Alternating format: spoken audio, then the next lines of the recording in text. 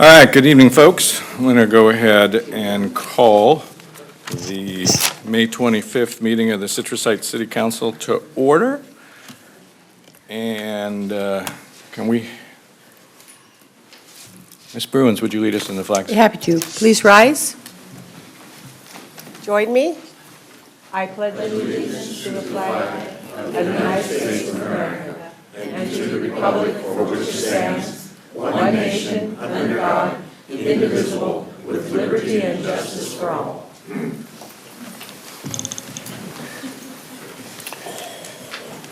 If we could have the roll call, Amy? Councilmember Bruins. Present. Councilmember Daniels. Here. Vice Mayor Miller. Present. And Mayor Slowey. Present.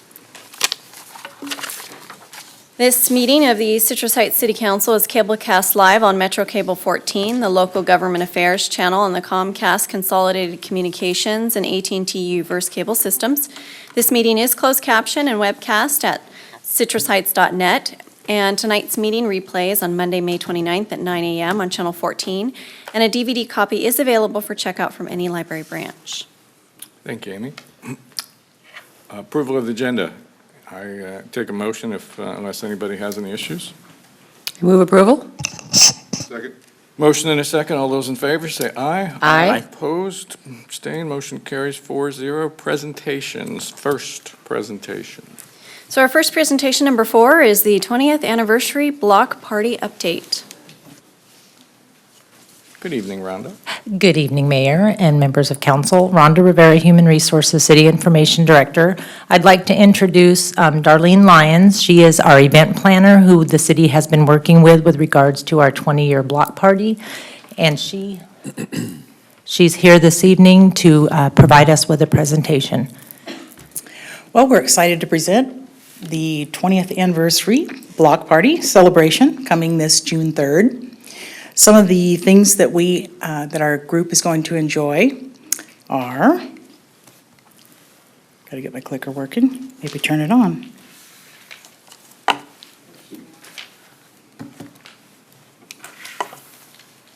There we go. For the kids, we have face painting and balloon twisting. Those are free.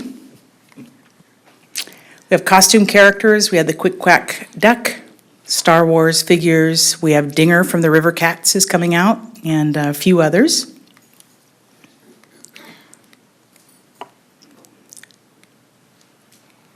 You worked during rehearsal. Yeah. Work during rehearsal. No. There we go. You want to do it? Okay.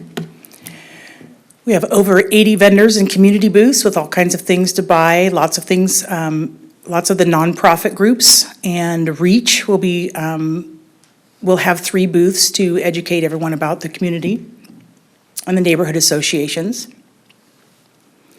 We have a super fun kids zone. These are just some of the things that are in the kids zone. Again, it's all free, so they'll have lots of things to do. We have Zoonimals, slides, bounce houses, the rock wall, things that they can ride. Lots of activities. Home Depot is doing a display of interactive things that they can do. Super fun. Strolling entertainment. We have a 13-foot dinosaur that's robotic. That's a real thriller. The parents like that as well. We have stilt walkers and a juggler. Lots of fun stuff on the street. Lots of picture opportunities. Lots of good food vendors. We have everything from cotton candy to snow cones, hot dogs, barbecue, lots of crowd pleasers. Should be really good. Lots of community spirit. Of the 80 booths that we've got signed up so far, and I'm sure we'll pick up another 20 this next week, we have everybody from the police department. The American Legion is benefiting from the proceeds from the bar. PAL is benefiting from the car show. The Citrus Heights Community Marching Band is going to perform for us and lead us down after the welcome reception down to the park where the main activities are. So we're excited to have them with us. We've got a beer garden. Right now we've got a few breweries that have already donated beer for us. Knee Deep, I believe Crooked Lane, and 1 or 2 others so far. So good beer.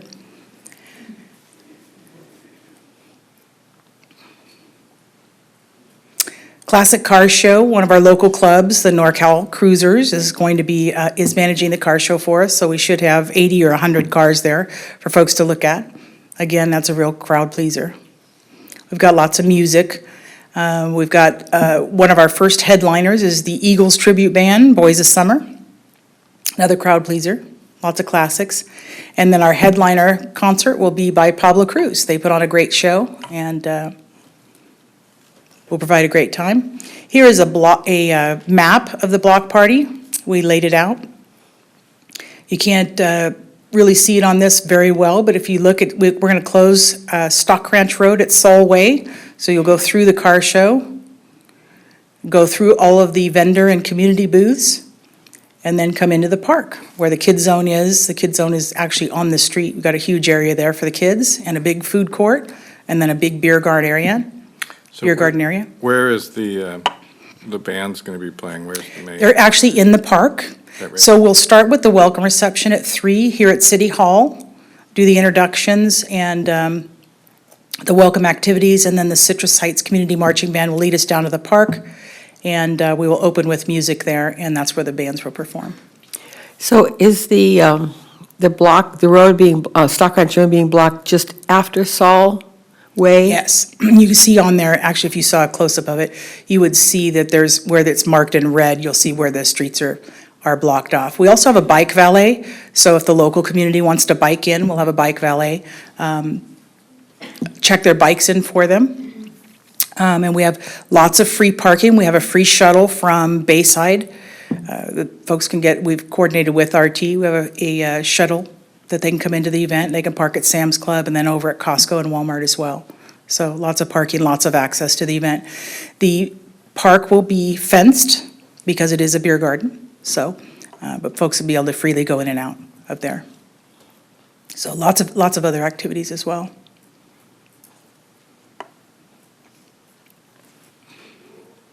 All right, and it's Saturday, June 3rd, 3 to 8 p.m. at Van Maren Park. And it's all free. The parking is free, shuttle service is free, the bike valet is free. The only thing they should need to purchase is food and drink. And we're just encouraging the whole community to come on out. It'll be a day of fun. And we have flyers in the back. There's handbills in the back if any of you would like to take them and pass them out. Be glad to have you do that. And we've got a whole host of sponsors. Most of them are listed here. Does anybody have any questions? Can't wait, looks exciting. All right, yeah, it'll be a lot of fun. Well, thank you. And Mayor and council members, I just wanted to note that if people had trouble seeing the map, we do have that posted on the city's website so people can download the map and get an idea of the layout for the block party.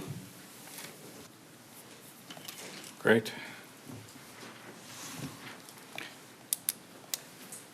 So our next item is presentation number 5, presentation by Republic Services. First is Sustainability Scholarship 2017 and the Household Hazardous Waste Event Recap and the June 10th event. Welcome, Janice. Hello, good evening, Mayor, members of the council. My name is Janice Downs. I am the Municipal Services Manager with Republic Services, and I'm here this evening doing one of my favorite things that we do, which is to give away money.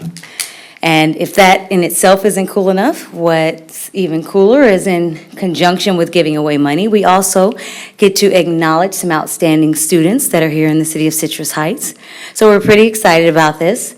This is through a partnership with the city of Citrus Heights, Republic Services, the San Juan Unified School District, and the San Juan Education Foundation. We've all come together to benefit students in the city of Citrus Heights, and as I said, it's pretty exciting. What we're doing is we are giving away scholarships. We're giving away 3 scholarships. Each scholarship is for $1,000, and for anyone that has attended college or pursued any kind of higher education, you know that $1,000 can go a long way for a student. So we're happy that we can do it at such a good amount. And to be eligible for the scholarships, students must be graduating seniors. They must be matriculating in the San Juan Unified School District, and they also must be residents of the city of Citrus Heights. And the winners that were chosen are interested in pursuing a degree in sustainability or some sort of environmental responsibility or something that will benefit the environment. So to go into more detail about the students, I'm going to introduce Pam Lipinski with the San Juan Education Foundation. Welcome, Pam. Are you going to do this, or I need to do it? I'll do it for you. Okay. Oh, no, you got it. Okay. We didn't rehearse. That's all right. So, hi. We're thrilled because we are a nonprofit. We are the foundation for the San Juan Unified Schools. Our goal is to provide resources to teachers to challenge and inspire our students. Our focus areas are science, technology, art, and reading. That's the acronym STARS. And we were thrilled when Republic Services contacted us and said that the city and Republic was interested in providing some scholarships. So, oh, good. One of the students that received a scholarship was not able to be here tonight. She's actually in Southern California volunteering. And she received from the mayor last week at their awards ceremony at Mesa Verde High School. She'll be attending UC Santa Cruz in the fall and studying environmental science and economics. She said that her passion for environmental science was triggered during a snorkeling event in Hawaii, so it was a nice story about that. We do have here tonight with us Anastasia Fedosova, and she is a student at San Juan High School, graduating and will be attending Sac State in the fall. Planning to study environmental studies, and she's the first in her family to attend college and was very active as an avid student at San Juan and took the additional challenge of learning English as a second language. Oops. Then our third student to receive a scholarship is Carlos Rodriguez, and he'll be also going to Sac State in the fall. He graduated with honors. He's been very involved in community service and explained that his attraction to the, her concern for the environment is the fact that he plans to do cancer research. So I'd like to call the students up now, and I think Republic has the money. They're going to give that to them.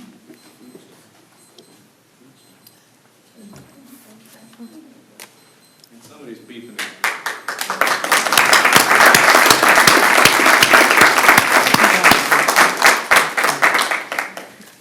So the first one here, you are Carlos. Thank you. And Anastasia. Here you are. Thank you. Right, let's all squeeze together and get a picture again.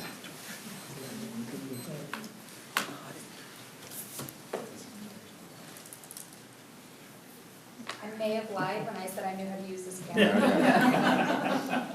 Is it taking them? I don't know. Oh, you The little button, you just push it down. It should show up on the screen, right? It's on, and it was clicking and stuff. You can Photoshop yourself in later.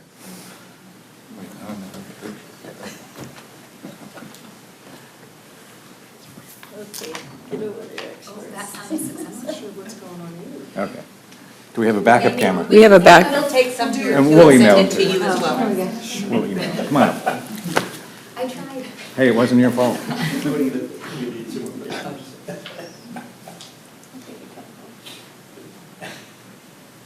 We good? Thank you. Thank you.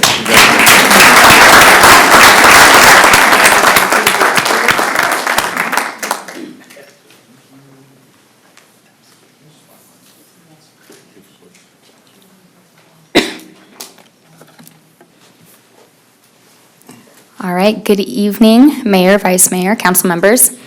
I'm not giving away money, so not as exciting, but that's okay. So I'm just here to give you guys a real quick update. As you know, we provide 3 household hazardous waste drop-off events for residents a year, as well as our 3 compost events. We had our first one of the year back in April. It was pouring rain, which tends to happen when we have our HHW events. So we had 536 cars come and drop off household hazardous waste. Our compost workshop saw 60 attendees, which is the most we have ever had. It's actually a lot more than we've ever had because it was the first time that we advertised the compost workshop with these door hangers. And they decided to put my phone number on a door hanger that goes out to 27,000 houses. So I was very popular that month. So here's some pictures of those events. Just wanted to give you guys an update of how successful they were. And coming up in just a couple weeks from now, we have these events again. So these will be the second of our 3 HHW and compost workshops. They will be on Saturday, June 10th. Both of these events will be at Sunrise Mall in the parking lot on the Women's Macy's side. So if you didn't get to make the last HHW event, please come to this one to drop off all of your toxics and poisonous items that you can't put in the trash or recycling. Also, if you want to attend the compost workshop, it will be at the farmer's market. There will be a big blue and red Republic Services pop-up tent. And please call me an RSVP, because if I get another 60 people, that's gonna be a lot and I need to know. So please call an RSVP. And I have handouts in the back that look like this. Also, you will be getting a door hanger on your door if you live here in the city of Citrus Heights that will give you all the information about these 2 events and have my phone numbers. And here is a list of the materials that we accept at our HHW events and a list of stuff we do not accept. As you can see, we do not accept pharmaceuticals or home-generated sharps or used motor oil, because we do have a curbside service for sharps and motor oil. So keep your eye out for these, or grab one in the back and call Republic Services to RSVP. Thank you. I think the important thing to note was on your first slide for the first drop-off, it said 536 attendees. So that means that they brought at least one thing, generally more than one. And that's that many that didn't go into the landfill that you. Absolutely. So thank you for that. And a lot of paint, yes. Any other questions? E-waste, that's the, Yeah, so we do not accept electronic waste at this event. You can put out e-waste during your bulky pickup time, yeah. okay, thank you. Any other questions? Okay, awesome, thank you. Thanks, Anna. Next item, please, Amy. Next item is comments by council members and regional board updates. Okay, we'll go to my left, Mr. Daniels. Nothing. Nothing, all right. Ms. Bruins? Okay, I get Brett's time then. You don't have to take it. So, a few things. First of all, last Saturday, our Veterans Center put on a phenomenal spaghetti feed, and it was a fundraiser for them, and they did a great job. It was fun to see 200-300 people out there. It was a beautiful night, and it's the center on Sylvan Road there. So kudos to them for that. And then, of course, we had the health fair last Thursday, which I just poked my head in because I had another event going on at the same time.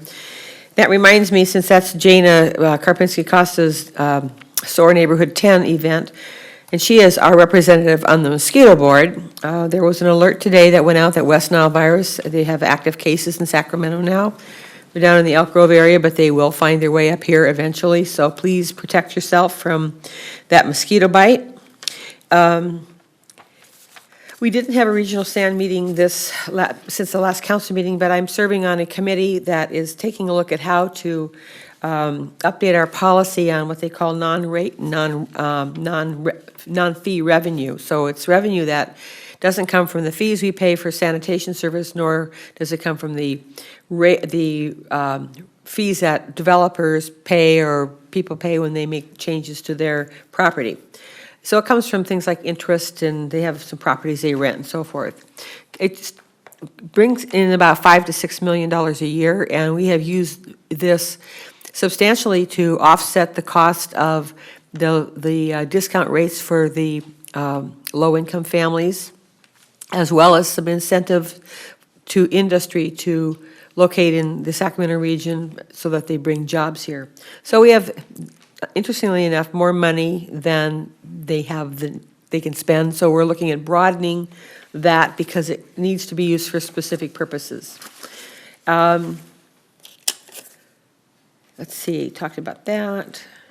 Oh, yes, I had a meeting last night. I'm serving on the creative committee for the branding that we're doing here in Citrus Heights. So There are about half a dozen of us on this committee, and last night we looked at logos, 14 different potential logos that we could be using when we roll this program out later in this year. And so that is ongoing, and one of these days we'll have a visual update on how that's going. So that is it. Thank you. Thank you, Jeannie. Mr. Miller. Okay, a week ago Tuesday, I attended the Area 1 neighborhood meeting, and our code enforcement officer, Ken's his first name, right? Ken Aiello spoke, and very good presentation on code enforcement and what they can and can't do. So if you see speaking at your neighborhood, I really recommend going out. I'm not going to go over his presentation, but it's really good, and it was informative for myself as well. On Thursday last week, I covered SACOG, and the only thing really of note is we approved the 17-18 budget. We had a workshop on autonomous vehicles and smart mobility. And they recapped their Washington DC suburban corridors tour. And what I saw in that was where they'd done mixed use and transitioned to your traditional neighborhoods. And it really was what I envisioned we could do along Auburn Boulevard. Unfortunately, what they still have is redevelopment, and we don't. So I don't know how successful we'll be with that. Also attended the employee appreciation lunch along with the rest of the council. And I know our employees work hard, but and I'm sure they play hard, but I also learned they dance very well together. So they did it kind of like a flash mob, and I think there's a video rolling around out there, but very entertaining, fun event to celebrate with the employees. And with that, RT on Monday. The only thing it was a short meeting, but did want to note that the Lewis and Orlando Transit Center, where RT and Placer County and Roseville Transit come together, is closed to make way for a new and improved facility. And during construction, buses are temporarily picking up at Auburn Boulevard near Auburn Oaks Court, and the schedules remain the same. We can look forward to a landscape public park and ride lot with 44 spaces, including electric vehicle charging stations, along with bike lockers and racks, and covered passenger boarding areas and improved ADA access. So that's exciting. And then Raley's and Bel Air markets will continue selling the RT Fair media, and I believe that even includes the Connect card. So if you need to purchase one of those, you can get it there. And of course, you can always load it. If you have smartphone or internet access, you can load fares on for that for riding our light rail and buses. And then on this Monday, on Memorial Day, free rides for veterans and active military and family members.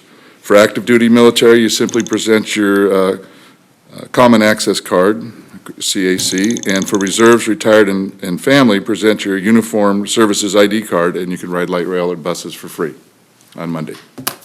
Great. That's it. So am I the only one who hears that? I do. I don't know Okay. what that is. It's I hear something about with this counter. Every time we hit it, so anyways, just don't pound on the counter. Oh, is that from me pounding on the It was, but that's okay. I was hearing it. It was like, All right. who's doing that? So the health fair, Jeannie talked about last Thursday that a lot of folks showed up, so that went well. Jeannie also mentioned the Veterans Dinner. Myself and Brett were there in attendance as well. Last Thursday, I went to a local government commission dinner. Interesting topic. It was about reuse of commercial property, in particular malls. Again, not saying anything bad about Sunrise Mall, but it was interesting to see how other malls that have lost a lot of tenants, and quite frankly, how the shopping habits of the youth today are changing, how in different places across the country they have repurposed some of those malls, at least part of the property. So I thought it was a timely topic. On, the Finance Committee met, but we talked about that in our earlier session before the regular meeting. On Tuesday, we had the long-awaited groundbreaking of the Dignity Health office building across the street. If you saw it Tuesday and Wednesday, there was a big hole where the foundation was going to be. Today, it's back up to level, but they moved a lot of dirt and put it back and compacted it. I'll be more excited when I first see the first steel beam go up, but it was good to see them out there working through that stuff. Tomorrow, across the hall at 12:30, we do have a special council meeting. The purpose of that meeting will be to interview the 9 applicants who put in for the appointment process to fill our vacant seat here on the council. And hopefully, by the end of the day tomorrow, we will go through the process and come to some consensus and appoint somebody to the city council. I do believe this Monday, there will also be a service at Sylvan Cemetery. The service starts at 11, I think 10:30-ish is when the walk around the cemetery will be, and I've been informed that it's going to be about 72 or better, so it should be good weather for Monday. That's a hope. I have no idea what it's going to be, but typically it's warm, so. No rain. No rain, okay. All right, that's it from my end, so we'll move on to the next item, public comment. Amy, if you would read the disclosure. So under Government Code 54954, members of the audience may address the council on any item of interest to the public and within the council's purview, or on any agenda item before or during the council's consideration of the item. If you wish to address the council during the meeting, fill out a speaker identification sheet and give it to myself, the city clerk. When you're called upon to speak, step forward to the podium and state your name for the record. Normally, speakers are limited to 5 minutes each, with 30 minutes being allowed for all comments, and any public comments beyond the initial 30 minutes may be heard at the conclusion of the agenda, and the mayor has the discretion to lengthen or shorten the allotted times. And at this time, I do not have any speaker sheets for the regular meeting. You don't have any, that means I don't have any. I'll make one call, see if anybody has anything they want to speak about and didn't have the opportunity to fill out a sheet. If not, we will close public comment. Oh, did you? Okay, Mr. Jones. You'd think after being around long enough, you'd know protocol. I decided to call it an audible. Okay, fair enough. How are you today, sir? Outstanding, sir. Thank you. Good evening, council. Good evening, city manager. Good evening, chief. I wanted to take a moment to invite the public to a charity basketball game that the Citrus Heights Police Department and the Sac Metro Fire Department are putting on tomorrow night. It's going to be over at Mesa Verde High School at 6 o'clock. This game is a huge benefit to the youth that attend Mesa Verde High School and San Juan High School. We learned last year that the basketball students for San Juan High School were unable to have home games because they could not afford the referees to referee the game, so they had to go away to play their home games. And we know that a lot of the parents there cannot afford the transportation or have the transportation to watch their kids play. So the proceeds of these types of games actually help benefit the families and the students. The other thing we're trying to do is purchase equipment for the teams so that way they can have better equipment, uniforms, travel for tournaments, etc. So tomorrow night at 6 o'clock at Mesa Verde High School, the Citrus Heights Police Department's teaming up with Sac Metro Fire to play against the combined teams of Mesa Verde High School and San Juan High School. It's going to be a great event. All the SWAT trucks will be out there for photo opportunities, a static display. Sac Metro will also have their fire engines there, as well as the Drowning Accident Response Team, or DART, with their jet skis to talk about water safety going into this time of year. Buffalo Wild Wings will also be there for the Blazing Hot Wings Challenge, 12 of the hottest wings that you can imagine in 6 minutes. Oh, my. You don't even have to imagine that. That will be an interesting halftime show. Also, I wanted to make a comment that personally, my police chief, Ron Lawrence, will be in a back-to-back or head-to-head free throw challenge with Sac Metro Fire Chief Todd Harms. Oh. And this is all for the kids. So I just really want to put this on record and say thank you for your support. Hope to get the public out there. We're looking to fill the house and have a fun time. What does it cost to, oh, sorry. No, go ahead. What does it cost to attend? It'll be $5 for children and the kids, $10 for adults. So 6 p.m. at Mesa. Yes, sir. Okay. And it's great that our chief is going to be out there. Did I hear you say the city manager was going to do the wing thing? Yeah, I heard that. Or did I The wing misinterpret that? thing? Mayor Slowey, I love my job. Okay. That's why I asked. Thank you. Thank you. Appreciate you. I saw the flyer earlier, and I meant to write it down and didn't, so thanks for bringing that up, sir.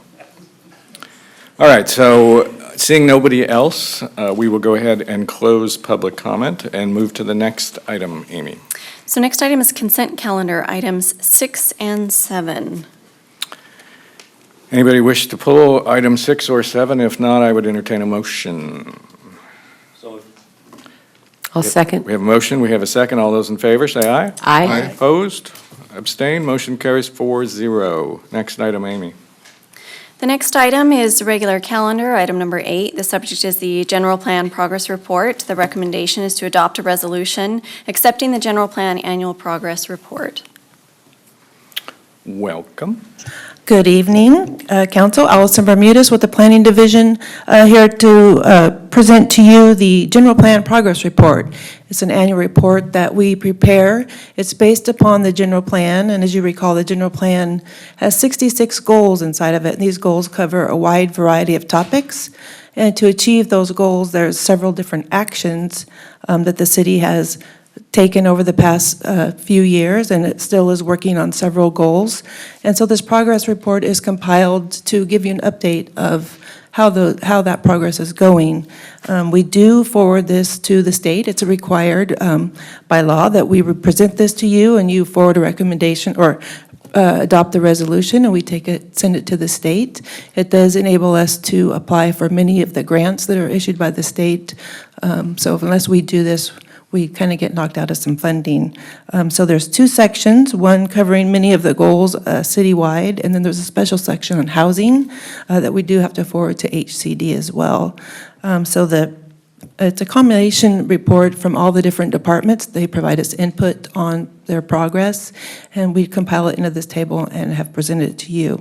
So hopefully you've read it. If you have any questions, happy to answer it. If not, I'm looking for a motion to adopt the resolution. Thank you, Allison. Questions? No questions, I'll entertain a I'll motion. move the item. Second? We have a motion and a second. All those in favor, say aye. Aye. Opposed? Abstained? Motion carries 4-0. Thank you, Allison. Next item, Amy.